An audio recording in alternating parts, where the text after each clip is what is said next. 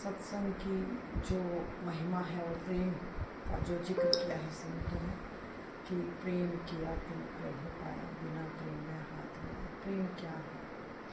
जब हमारे भीतर पूरे ब्रह्मांड, पूरी प्रकृति के प्रति एक दृष्टि हो, यानी हम उस तत्व को देख लें जो हमारे भीतर है, सभी के भीतर है। हम ब्रह्मशी, ब्रह्म मुझ में है, मैं ब्रह्म में हूँ, एक हो गया।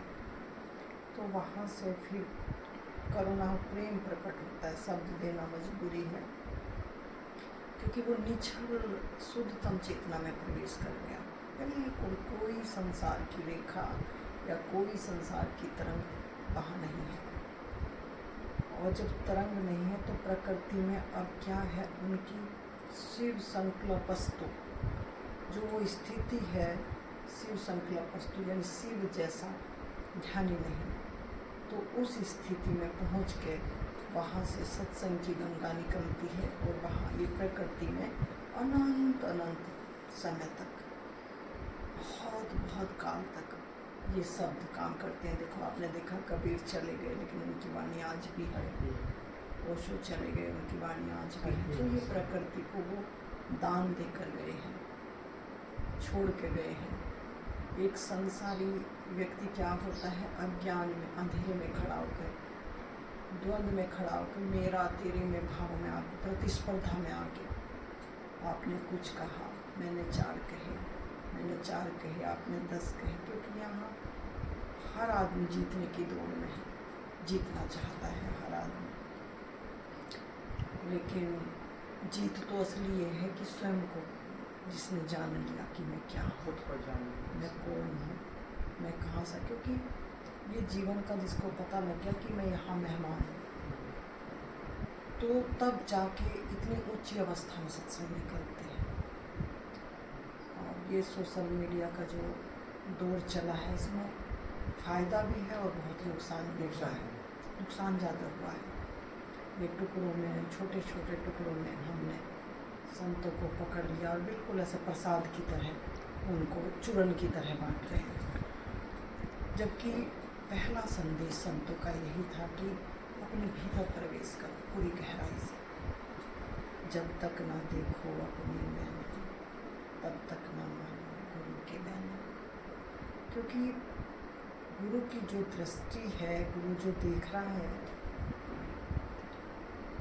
जिस तत्व में खड़ा होकर निर्बंध होकर वो सत्संग कर रहा है, उस निर्बंध अवस्था का नाम सत्संग है।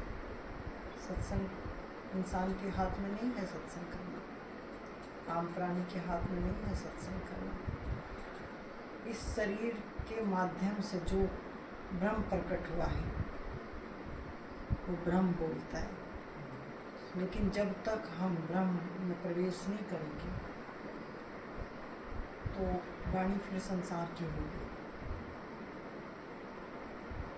कबीर से लेंगे, ओशो से लेंगे, गुरु नानक से लेंगे, अनंत से लेंगे। लिया है, ले रहे हैं हम। जब हम सच्चे साधक बनते हैं, शिष्य तत्व में भी प्रवेश करना पड़ता है। वो भी अधिकारी को ही शिष्य तत्व में प्रवेश मिलता है। तत्व 2 हैं, शिष्य और गुरु।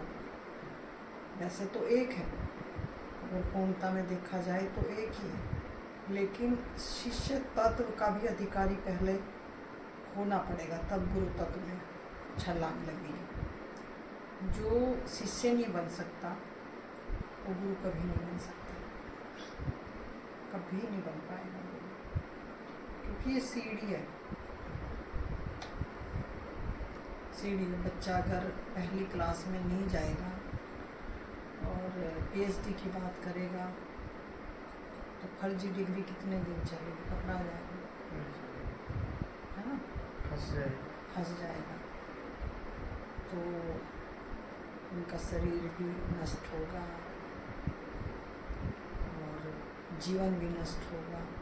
क्योंकि हमारा जो पूरे जीवन का प्रभाव है हर इंद्रिय पर पड़ता है। हमारे शरीर पर भी पड़ता है, हमारे मन पर भी पड़ता है। चेतना तो मन के अधीन होकर हम उसको लपेटे हुए हैं।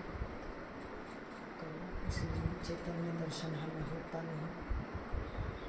तो हर चीज़ पर हमारा जो है, इसलिए हम कहते ना कि संत के जो है आभा, उनके जो चेहरे का नूर है, कहते हैं ना कि बड़ा नूरानी चेहरा है उनका। वो नूरानी चेहरा है क्योंकि अंदर बिल्कुल साफ है। जिस कमरे में आप बिल्कुल साफ हो, वातावरण सुंदर हो, तो फिर वहाँ स्वाभाविक बात है कि एक अच्छा सुंदरता दिखाई देगी, आपको बैठेंगे सहजता लगेगी। तो ऐसे ही जो अंतरकरण है हमारा, जो संसार हमारे भीतर भरा हुआ था, वो निर्मल हो गया, खाली हो गया बिल्कुल। अब जो सत्संग किसको मिलेगा? बुद्ध पुरुष तो अपने आनंद में बोलते हैं क्योंकि अथाह है, वो उस सरोवर में खड़े हैं कि वहाँ रिक्त होने का सवाल ही नहीं है। लेकिन मिलेगा किसको? जो अधिकारी होगा, पात्रता होगी। कहा ना कि जैसे जैसे जैसे हमारी पात्रता होगी, स्वीकार भाव और ग्रहणशीलता हमारे अंदर झुकने की क्षमता आएगी। झुकेगा कौन? क्योंकि हम तो खड़े ही खड़े हैं। इसे कहा ना कि अज्ञान जैसे जैसे हटेगा, जो तथाकथित हमने भरा हुआ है, रिक्त होंगे, खाली होंगे। अभी आप संसार में देखो, जिस पे बड़ी गाड़ी है वो रखड़ा हुआ है, जिस पे हेलीकॉप्टर है वो रखड़ा हुआ है, जिस पे बड़ी पोस्ट है वो रखड़ा हुआ है, जिस पे बड़ा महल हो भरा हुआ है। लेकिन जिस दिन हम अपने आप को देखते हैं कि हमारे पास तो कुछ है ही नहीं, तेरा तुझको अर्पण क्या लागे मेरा।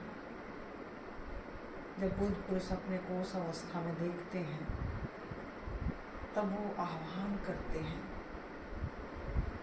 जगाने का काम करते हैं और आवाज लगाते हैं, ढूंढ मुझको अपने भीतर, मैं तो तेरे पास हूँ।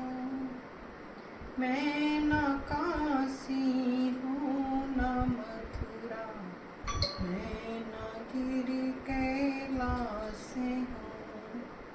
तेरे भीतर मेरी बैठक आँख से तू देख ले। मैं नहीं पृथ्वी की मूरत, मैं नहीं आकाश हूँ। ढूंढ मुझको अपने भीतर, मैं तो तेरे पास हूँ। तू हुआ मेरा तो देख, मैं भी तेरा हो गया। कर भरोसा मेरा, मैं ही तेरी सच्ची आस हूँ।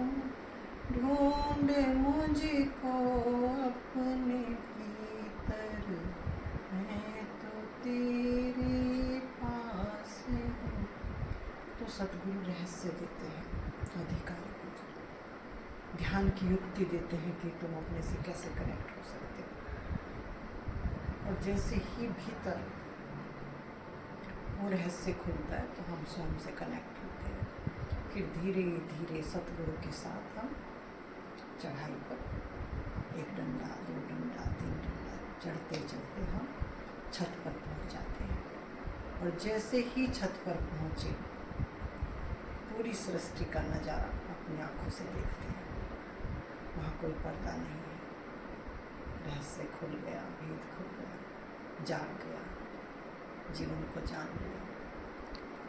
फिर पुकार उठती है हृदय कर्म। जब यहाँ संसार को देखते हैं कि यहाँ हर क्षण हर श्वास मनुष्य मर रहा है, उसे जिंदा होने का भ्रम है केवल, तो इतनी करुणा अपार प्रेम प्रकट होता। ये है प्रेम। प्रेम ये नहीं है कि तुम मुझे प्रेम करते हो, मैं तुम्हें प्रेम करती हूँ। तुम्हारे से मेरा कुछ फ़ायदा हो रहा है, मेरे से तुम्हारा कुछ फ़ायदा नहीं। प्रेम दोनों हाथ उलेचिए, गंगा बह देता है, क्योंकि वो देखता है कि जीवन से भंग हो। कब किसका समय आ जाए ये भी नहीं पता। अभी सही बैठे, अभी खत्म, तो वो अभी और यहीं पर जेंट मोमेंट में जीवन को